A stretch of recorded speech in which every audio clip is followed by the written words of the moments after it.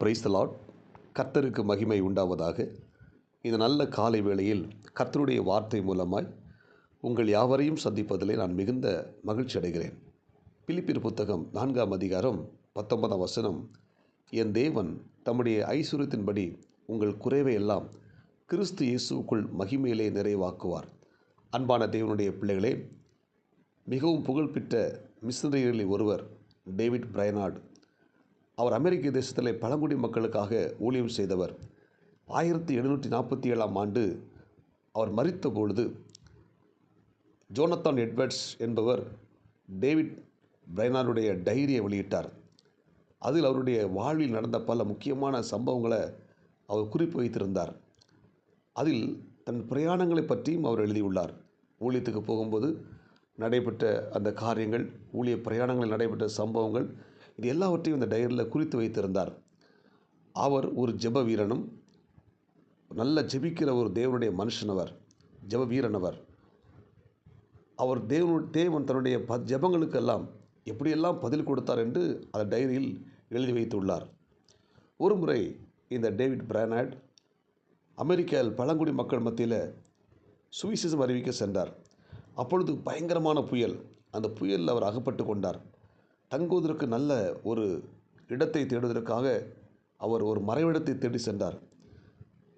ஆனால் அவருக்கு எந்த விதமான வசதி வாய்ப்பு இல்லாத அந்த மலைப்பகுதியில், அந்த காட்டுப்பகுதியில் ஒரு பெரிய ஒரு மர பொந்து இருந்தது. அந்த மர பொந்தில் போய் அவர் ஒளித்து கொண்டார். அந்த புயலிலிருந்து தன்னை காத்துக்கொள்வதற்காக அந்த மரத்தடியில் இருக்கிற பொந்துக்குள்ளே போய் ஒளிந்து கொண்டார். அதற்குள்ளே அடைக்கலமாக சில நாட்கள் அங்கே தங்கியிருந்தார். அங்கு இருந்து அந்த மர பொந்துக்குள்ளிருந்து அவர் அந்த பழங்குடி மக்களுக்காக ஜெபிக்க ஆரம்பித்தார்.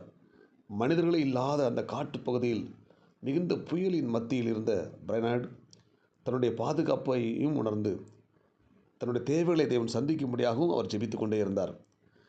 அவருக்கு சாப்பாட்டு வேலை வந்தது. அவருக்கு மிகுந்த பசி உண்டானது. ஆனால் சாப்பிட ஒன்றுமில்லை.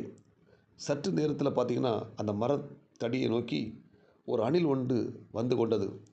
கொஞ்ச நேரம் அதில் உட்கார்ந்து எதையோ குறித்து கொண்டிருந்தது. அந்த அணில் சில வாதுமை கொட்டைகளை அந்த இடத்துல வைத்துவிட்டு சென்றது. அதை பிரைனார்டு பார்த்தார். பார்த்து அதை எடுத்து சாப்பிட்டு தன்னுடைய பசியை போக்கினார். புயல் 3 நாட்கள் நீடித்தது. அந்த 3 நாட்களும் அந்த மரப்பொந்தின் அருகிலே அந்த அணில் வந்து சில வாதுமை கொட்டைகளை வைத்துவிட்டு சென்று கொண்டே இருந்தது. அதையும் எடுத்து இந்த டேவிட் பிரைனார்ட் தன்னுடைய பசியை போக்கி அந்த 3 நாட்களும் அந்த மரப்பொந்திலிருந்து புயல் தாக்க முடியாத வரைக்கும் அதிலே இருந்து அவர் அந்த மக்களுக்காக ஜெபித்தார். அன்புக்குரிய தேவனுடைய பிள்ளைகளே, அந்த தேவனுடைய மனுஷன் கர்த்தருடைய ஊழியத்துக்காக வந்த பொழுது அவருடைய தேவை எல்லாவற்றையும் ஆண்டவர் அற்புதமாய், ஆச்சரியமாய் சந்தித்திருக்கிறார். நாம் வேதத்தை வாசிக்கும்போது எலியாவை காகங்களை கொண்டு போஷித்த ஆண்டவர் அந்த அருமையான தேவ மனுஷனை அணிலை கொண்டு போஷித்திருக்கிறார்.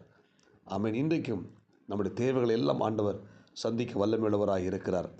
தேசத்தில் பஞ்சம், சாப்பாடு இல்லை, தண்ணீர் இல்லை. அந்த நேரத்தில் எலியாவை ஆண்டவர் காகங்களை கொண்டு போஷித்தார்.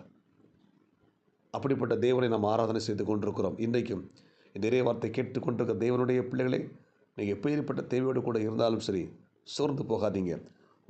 உங்கள் தேவைகளை சந்திக்கிற தேவன் இன்றைக்கு நம்மோடு கூட வாசம் பண்ணி கொண்டிருக்கிறார். நிச்சயமாக நம்முடைய தேவையெல்லாம் சந்திக்கப்படும். கடன் பாரத்தோடு இருக்கிறீங்களா? வேதனையோடு கூட இருக்கிறீங்களா? ஆண்டவரே, நான் என்ன செய்ய போகிறேன், என்ன பண்ண போகிறேன் தெரியாமல் அங்காய்த்து கொண்டிருக்கிறீங்களா? வழியெல்லாம் அடைக்கப்பட்டிருக்கிறது, நான் என்ன பண்ண போகிறேன் எனக்கே தெரியல அப்படின்னு சொல்லி கலங்கி கொண்டிருக்கிறீங்களா? கலங்காதீங்க. நம்முடைய தேவைகளை சந்திக்கிற தேவன் இன்றைக்கு நம்மோடு கூட வாசம் பண்ணி கொண்டிருக்கிறார். ஆமென். நிச்சயமாக உங்கள் தேவையெல்லாம் சந்திக்கப்படும். கர்த்தர் உங்களோடு கூட இருக்கிறார். அற்புதங்கள் செய்வார், அதிசயம் நடத்துவார். கவலைப்படாதீங்க, தைரியமாக இருங்க, சோர்ந்து போகாதீங்க. உங்கள் தேவையெல்லாம் சந்திக்கிற ஆண்டவர் இன்றைக்கு நம்ம கூட வாசம் பண்ணி கொண்டிருக்கிறார். எனவே எலியாவின் தேவை சந்தித்த தேவன், டேவிட் பிரைனாருடைய தேவை சந்தித்த தேவன் இன்றைக்கு உங்களுடைய தேவைகளையும் என்னுடைய தேவையை சந்திக்க வல்லமையுள்ளவராக இருக்கிறார். ஜெபிப்போமா? பரலோக தேவனே, இந்த இறைவார்த்தை கேட்ட ஒவ்வொரு தேவனுடைய பிள்ளைகளுக்காக நான் ஜெபிக்கிறேன். உங்களுடைய ஊழியக்காரனாக இருந்த டேவிட் பிரைனாருடைய தேவை சந்தித்த தேவன், ஆண்டவர் எலியாவின் தேவை சந்தித்த தேவன், எங்களுடைய தேவைகளும் சந்திப்பீராக. இந்த இறைவார்த்தை கேட்ட எல்லாரையும் ஆஸ்வதிங்க.